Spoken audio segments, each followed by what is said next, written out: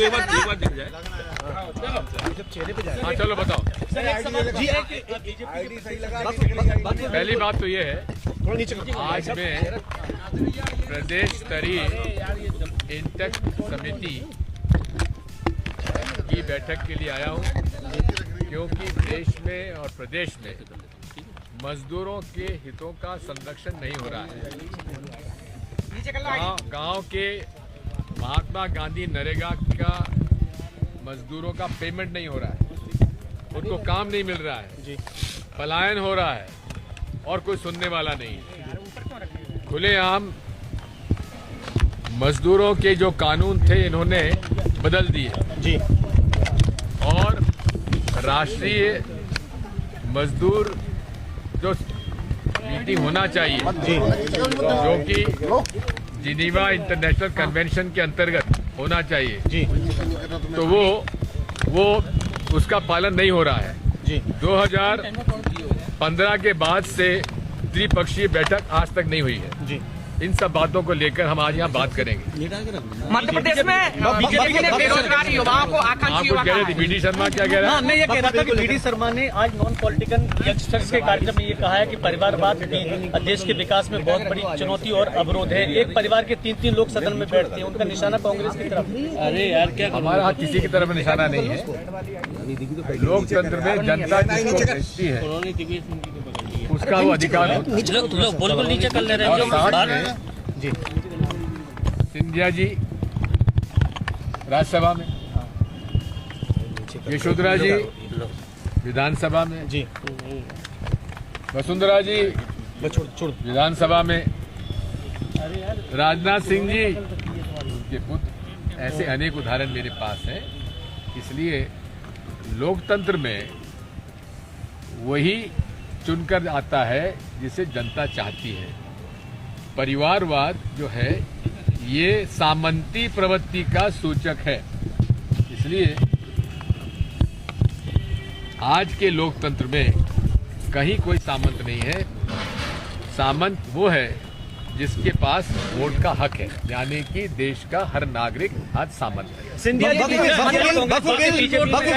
Question तेरा हो गया। वक्फ बिल लेके लाया जा रहा है, इसी सप्ताह में लेकर आया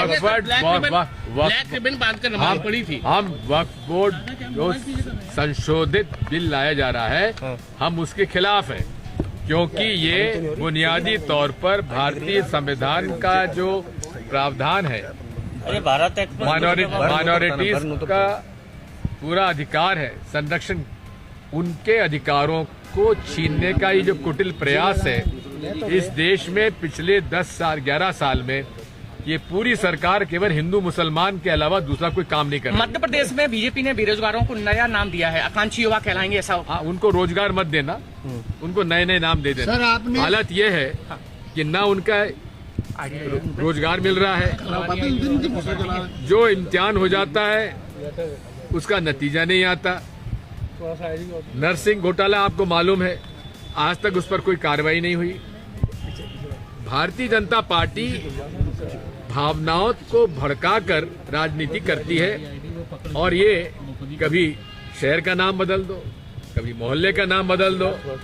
अब बेरोजगारों को भी हमने सम्मान दे दिया, रोजगार नहीं देंगे हम, सम्मान, बेरोजगारों को सम्मान दे रहे हैं। कोई बात प्रदेश में मांग उठी है कि जो नवरात्रि है उसमें मांस की दुकानें बंद की जाए, बीजेपी कह रही है। देखो बात ये है, बीजेपी जो है, मैं कहता हूँ अरे ईद पर तो तुम जो है उनको ईदी बांट रहे हो, और रोजगार मत दो, उनके घरों पर बुलडोजर चला दो, उन पर अत्याचार करो, झूठे मुकदमे डाल के उनको जेल में बंद करो, और ईद पे आए तो तुम उन्हें मीठा खिलाओ। इसका मतलब ये है कि 2-4 पहले झापड़ मारो और उसको मिठाई खिला दो।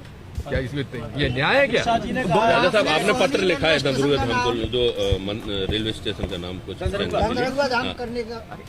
देखिए ऐसा है, जो जनता की मांग आती है उसको मैं करता हूँ। अमित शाह जी ने कहा है कि भारत धर्मशाला नहीं है, कोई आके यहाँ ऊर्जा मंत्री ने कहा है कि यहाँ पर विकास हो रहा है, विकास की जरूरत है। ऊर्जा मंत्री जी ने कहा है कि ग्वालियर चंबल अंचल में विकास नहीं हो रहा, जरूरत पड़ेगा तो महाराज मैं आपके महल के सामने धरने में बैठ जाऊंगा, आपको सीमाएं लांघनी पड़ेंगी एक बार फिर। लाएंगे ना, कौन रोक रहा है? क्या सीमाओं के क्या असर रखेंगे आप? हैं? शराब तो उसे तय करें। शराब की दुकानों के ठेकों में गड़बड़ी का मामला सामने आ रहा है। फर्जी एफडीआर प्रदेश में शराब की दुकानें फर्जी एफडीआर पर बांटी जा रही हैं। भाई बात यह है, ना मैं शराब का धंधा करता, ना मैं शराब के व्यवसाय समझता, ना मैं ठेका जानता, ना उत्पादन जानता।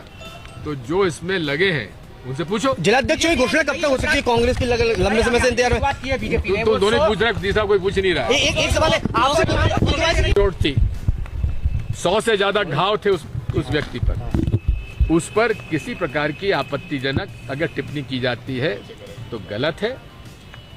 और इसके साथ साथ अगर उस किसी व्यक्ति ने ऐसा कह भी दिया है तो उसके घर पर किसी को भी ये अधिकार नहीं है न्याय में, आज के न्याय में और लोकतंत्र में और संविधान में, कि वो सीधा किसी के घर जाके गिरी को मार दे, ठोक दे, उसका घर जला दे, उसकी गाड़ी जला दे। उसका अधिकार भी किसी को नहीं है।